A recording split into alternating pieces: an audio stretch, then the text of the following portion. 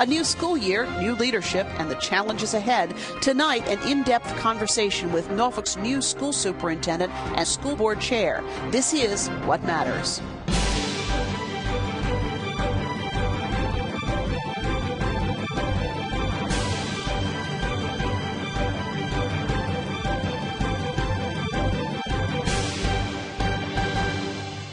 Good evening, I'm Cathy Lewis. Norfolk Public Schools closed the books on a pretty rough 2009-10 school year with allegations of testing irregularities and concerns about accreditation. But this summer, a new superintendent and a new school board chair and vice chair took the reins. And tonight, we'll meet that new leadership on What Matters. Joining us, Dr. Richard Bentley, and he is the new superintendent of Norfolk Public Schools, along with Dr. Kirk Houston, who's the new chair of the Norfolk School Board, and Karen Jones Squires, who is the new vice chair of the Norfolk School Board. Thanks to all of you for being with us. I know this is a busy time of year, so I really appreciate your being here. Welcome to Hampton Roads. Oh, it's fantastic. I'm so excited about being here, and really? Thank you very much. I've been you're welcome. Welcomed 1,000 times, and every single time is fun. Good. And I want people to get a chance to know you a little bit. You're out of Texas, a Texas school system. Right. And what are the differences? Well, we don't have enough time to talk about all the differences, I'm sure. What in your view are sort of the key differences about what you came from in Texas and what you're coming to here? Well, part of it is the magnitude. In Texas, it's a huge state, and there's a lot of diversity. 1,100 school districts, thousands and thousands and thousands of kids. The school districts in Texas are independent school districts. They have the ability to do taxes and so on and so forth. So that's one thing that's a little different. Yeah. Now, the way it's similar is that there are children, and there are teachers, and there are schools, and there are school board members, and there's a superintendent, and there's people that are focused and directed on improving student learning. Yeah, and that seems to me, everything I've read about you so far says that's the bottom line for you. Absolutely. Yeah. One of the things that it has been intriguing about your coming at this particular moment, and I've just wondered about this, so I'm going to ask you. Did you follow what was going on in Norfolk Public Schools before you got here? Of course I did. Yeah. I did a lot of research on the Norfolk Public Schools. I got an invitation to apply and started researching it. My wife and I talked about it an awful lot because it's a big change. It's a big jump. You know, coming from Texas, it's a big school district, so on and so forth. I was ready for the challenge. I researched it. I did my homework, and I said, I'm going to go ahead and put my application in. And then I was watching all the news stories and reading and catching up with that and so on and so forth. And so in each instance, it was, I'm in. Yeah. And so nothing alarmed you about that whole absolutely issue? Not. You know, Cathy, there are problems in every school district in the country. And there are challenges that school districts face. And there are challenges that we have to face, and we have to face them in a forthright manner. And I think one of the things I liked about this school district and what I found out was through our new leadership particularly is that we have a focus on that. We're going to address these problems straight up. We're not going to use an ostrich model. Yeah. We're not going to just stick our head in the sand and ignore them. One of the things I thought was very compelling about one of the things I thought was terrific that the school system did is they allowed the community to meet the candidates, which I thought was pretty smart. And one of the things you said in one of those forums was particularly compelling and had to do with the issue of honesty around this the testing irregularity issue. And you really kind of tackled that one head on, and so we have to be honest about that. Absolutely, and there's an interesting dynamic that occurs within schools, and in fact, this is one of the things. Texas has led the state and the country in terms of the testing protocol. I started doing testing as a teacher, I think about 1980. Wow. Was when Texas first started doing standardized tests, and it was called the TABS test. And anyways, there's a long history of that, and we won't bore you with all that part. But there is a pressure that's there, and it's something that you have to temper with support.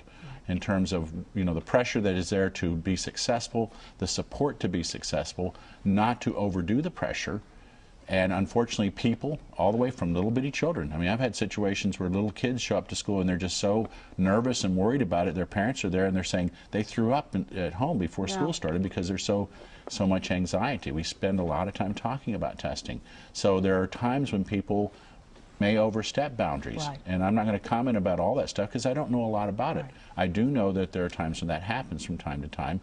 That doesn't mean it means the entire system's defunct. It means there's a one-case incidence where something happened that maybe shouldn't have happened. Dr. Richard Bentley, the new superintendent of, you go by Rick though, right? Yes, I do. Okay, just wanted to make sure about that. So glad to have Dr. Kirk Houston with us as well. He's the chair of the Norfolk School Board, the brand new chair. Nice to have you with us tonight. Thank you, good to be here. I want to ask you the same question. Sure. At what point did you have a moment where you said, do I really want to step up and chair the school board in this moment? Well, I felt that after all that we had both celebrated and lamented last year, that certainly new leadership would be good, both for the board as well as for the district. Right. And so I was ready and willing to assume leadership. Well, and thank I'm you for excited doing about that, because it's a challenging job, and you know, we have so much great talent on the sidelines that doesn't want to necessarily expose themselves to the slings and arrows of it. So thank you for being willing to do that. Absolutely. As you think about your leadership at this moment on the school board, what are your topmost priorities? I think, first of all, that we continue to define roles and responsibilities. We have 2 new board members, and whenever you add 1 new board member, you have a new board. Right. And so defining and clarifying the role and responsibility of the school board, and then being responsible. The management and stewardship of resources. The budget, of course, is a major issue and responsibility of the school board, and in these tough economic times, the management of resources and being both prudent and creative in accessing and utilizing not just the resources that come from the state and from the city, but also creating those partnerships where we can use resources from our stakeholders as well is also important. And then accountability is huge as we provide leadership and governance and oversight for the district. It is also important that we communicate in an accountable way to the public and to all of our stakeholders, so that they maintain a sense of trust and confidence in the work of the school. You know, it was a rough year, and Karen Jones Squires, congratulations on your election as vice chair. Was there ever a moment where you said, you know, I've marked that public service thing off on my agenda, I'm good to go? There were maybe a couple of days when I thought, okay, I've had enough. Yeah. It was hard. I haven't been a person in the public eye, so it was kind of hard to see the school board in the newspaper as often as it was. And people will talk to you when they see you in the grocery store, won't they? Yes, and email and call, and that's a good thing, and I'm glad, and I hope that people do see us as approachable, and that we're all part of that same team. And I think that's what kind of held our whole team together through the year, is that we did have to see this through. We did have to make everything right, and you couldn't just quit. You know, you had to keep going and find a solution to the problems that we have, and it's a big challenge. And I mean, I think being a part of an education system probably always has been a huge challenge to figure out what the best way to do it, and how to accommodate everybody's needs in the right way, students, parents, teachers, everyone. I mean, it's a big, complicated job, but it's fascinating and challenging. And I think through all the last year, it's been a great learning experience for me. So you talked about sticking until the job was done. Do you feel that the job is done? Oh no, I mean, I don't know when we'll have the stamp and we can say it's all done. But I feel that we made good progress. I think I feel very proud, actually, of the changes that we've made in how we look at testing, how we monitor testing, the assistance that we receive from the state level. I think is not only going to help Norfolk Public Schools, I think it's going to help the rest of the schools in the state, because I think our issues and our challenges have brought a new awareness at the state level to how difficult it is to have a flawless testing program. And I think that we have uncovered some issues that we have tackled, and I think we've made a lot of progress toward making things better. And I think other people who were not in the limelight can quietly go, hey, I'm going to do that now. And I think the state it's always is going to say, you're sit going on to the do that sidelines and watch somebody else go through it and learn the lessons that way. It's kind of a little bit nicer, isn't it?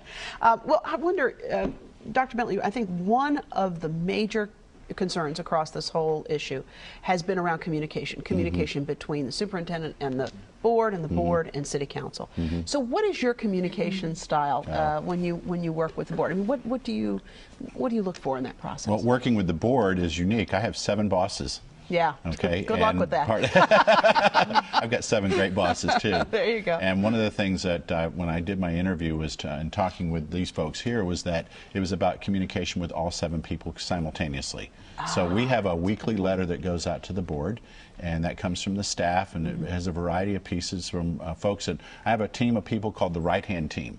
You know, people say I have my right-hand man, a right-hand person. I have a right-hand team, and I have a wonderful team of folks that I'm working with, and I'm learning, and we're learning each other. And so those are the chiefs and different folks in different positions within the organization. That weekly letter then is a document that goes to our board members. It defines what I've been doing as their superintendent, the work I'm doing in terms of the listening and learning tour that I have. That's ongoing, and it'll be going on for several months. It's not going to happen in a week. I mean, I've been here since August the 2nd, and I just scratched the surface. The other part is just the ongoing back-to-forth conversations that happen when we plan agendas, when we do work that we have to do. I spend quite a bit of time with Dr. Houston, Ms. Jones Squires, on agenda planning as we move forward and planning the agendas for each month. So contact. Absolutely. It's like, you know, that old thing about what's the answer for real estate? Location. Yes. It's communication. It is so true. And it's about having open and honest conversations about things. I think Dr. Houston and I particularly, and Ms. Jones Squires also, I've had conversations with each of the board members about things that were, you know, difficult. I mean, we've talked about some of the things, and they gave me their perspective about different aspects, and particularly with this communication. And I've talked to the staff about, we're going to focus on a model. It's called HORD: honesty, openness, respect, and dignity. And one of the staff members came up with the acronym. I can't claim on that. I like it. But it makes sense, doesn't it? Yeah, it really does. But it's how we treat and work with each other, and how we work with each other. And that means we don't disrespect each other.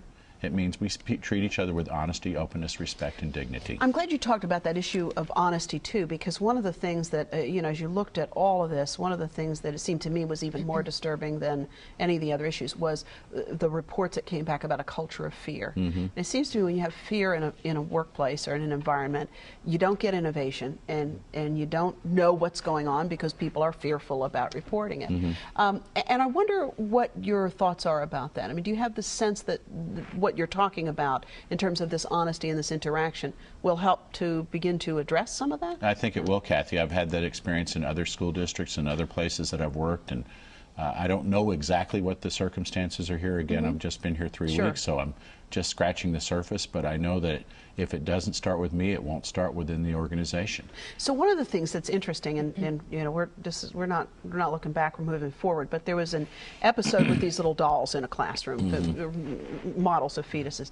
And the thing that was amazing to me about that story is that it apparently went on in that classroom, and we were talking about this, that it went on for a while, and you didn't hear from a parent, and you didn't hear from a child. I guess I found that kind of surprising.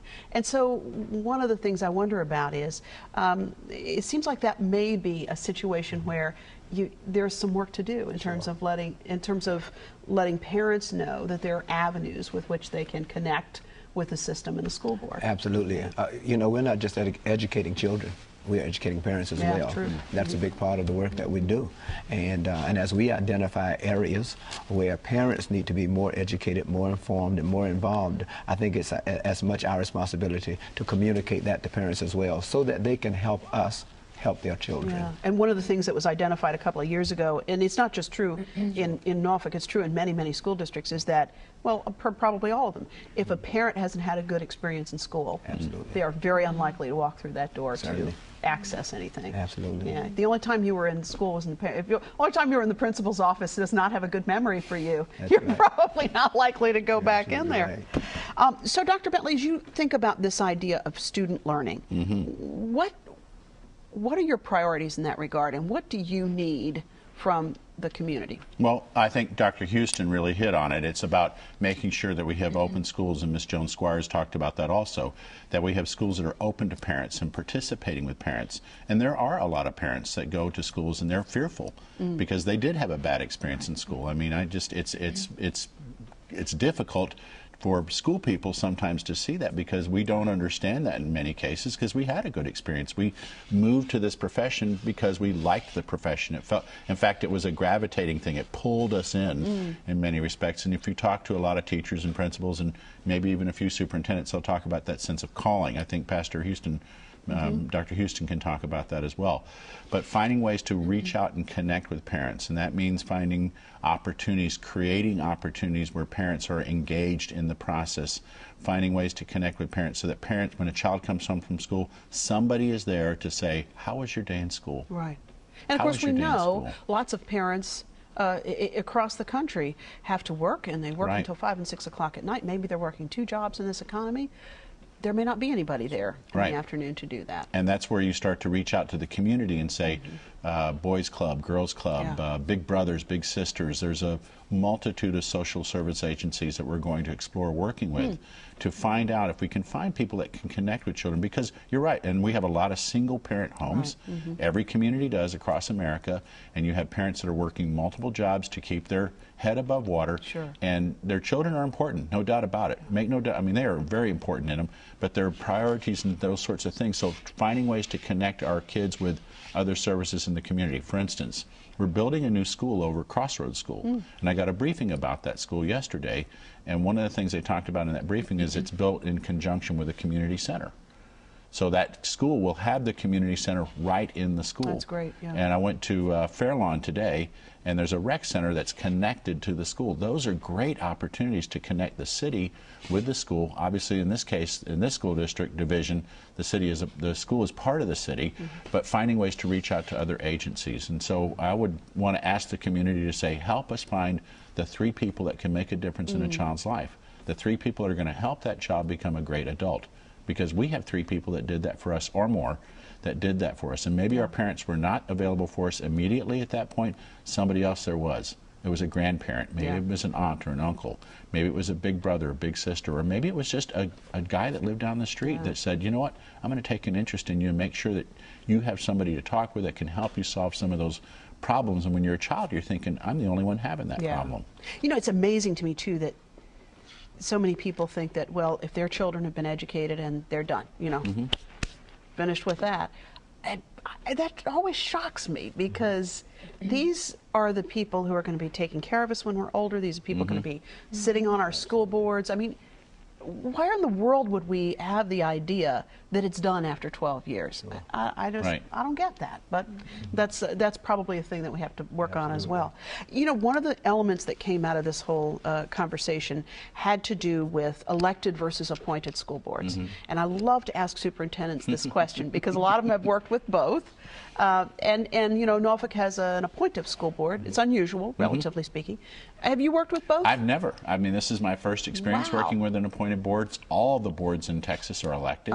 Occasionally you have a board member that's appointed because of somebody gets off the board for whatever reason. So an appointed board is a brand new thing for me. And it's kind of actually one of the things that was attracting me to the school. Really? How so? Well, it's a different kind of model. When you have an elected board, there's all kinds of other different elements that whirl around in terms of the elected board member. And they have certain constituencies that they feel obligated to, and I'm sure that our board members here have certain constituencies as well. But it's a different framework. To me, it looks different. I was thinking it's so interesting, because sometimes you don't see this happening so much here, but in other communities in the country, sometimes you'll find somebody who finds something in a textbook they don't like, and you know, that's sort of the single focus of the campaign. And you know, so there's been a lot of conversation about the wisdom of elected versus appointed school boards. And so this brings me to, I want to ask both of you, as those people who have been appointed, is this something that, if there were elected school boards in Norfolk, would you run for office? I've had this conversation privately, and I probably wouldn't run for it, because there are so many other dynamics associated with running for public office,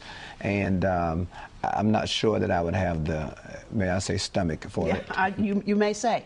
Ms. Jones Squires, how about you? Would you run for it? I was a political science major in college, but that doesn't mean that I wanted to be a politician. I hear you. And I don't see this job in that way, and so I think that would require some kind of attitude change that I don't really want to make. I see this as an opportunity for service, and I know many politicians see their roles in that way too, but I think it seems like you have to have a lot bigger ego and a lot bigger stake in your own I don't know, political credibility, it's for a lack of a better dynamic, word, that I don't really want Really to is. go there. So. And you said that you have worked in school districts where the system had taxing authority. That's Right. another interesting That's point. a very different point. Yeah. Yeah, exactly. The independent school districts, the board has the ability to levy taxes, create a tax rate. The financing system here for schools is different in Virginia, and that's something I'm learning about. You know, the legal governance pieces. Yeah. Some of them are very much the same. But in that case, the school finance system is quite a bit different. So as you look at these first couple of weeks, and of course, school gets underway day after Labor Day in Virginia. Okay, there's a question. That's another difference. What do you think? Yeah, do you think that's a good idea? What, do I think it's a good idea? Right now, I don't know Your yet. employers are not in the state, so it's all good. But you know, we've hotly debated this, Has it whether really this been? makes sense Okay. to start the day after Labor Day. And I think one of the issues has to do with the tourism industry, you know, sort of needing these young people to be in these stores and what have you.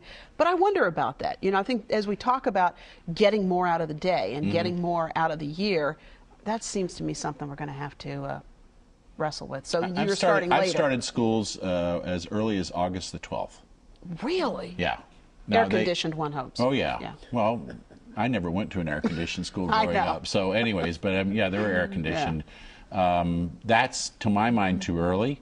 There's, I think, a sweet spot that exists there. And right now, the Norfolk Public Schools start on September the 7th. And that's when they're starting, whether you like it or anybody else likes it or And not, you know what, right? Kathy, ready or not, they're coming. They are And coming. We That's are a ready. fact. And I will tell you that. We're ready. All right. We're And ready for them. Our teachers are ready for them.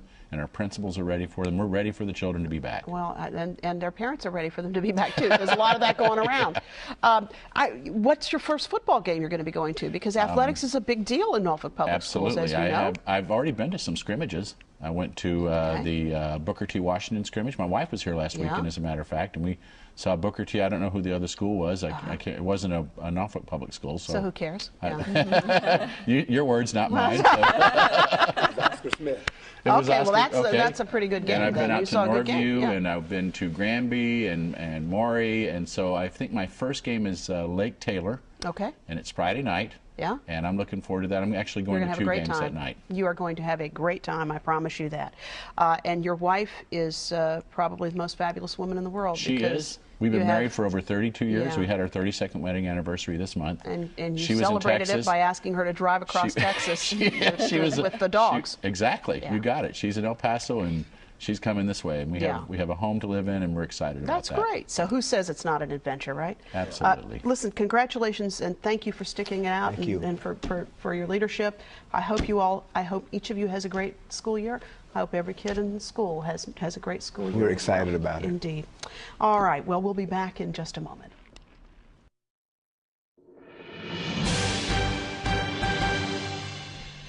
When I asked Dr. Bentley recently, before this taping, what he needed for Norfolk Public Schools, he didn't talk about testing or accreditation.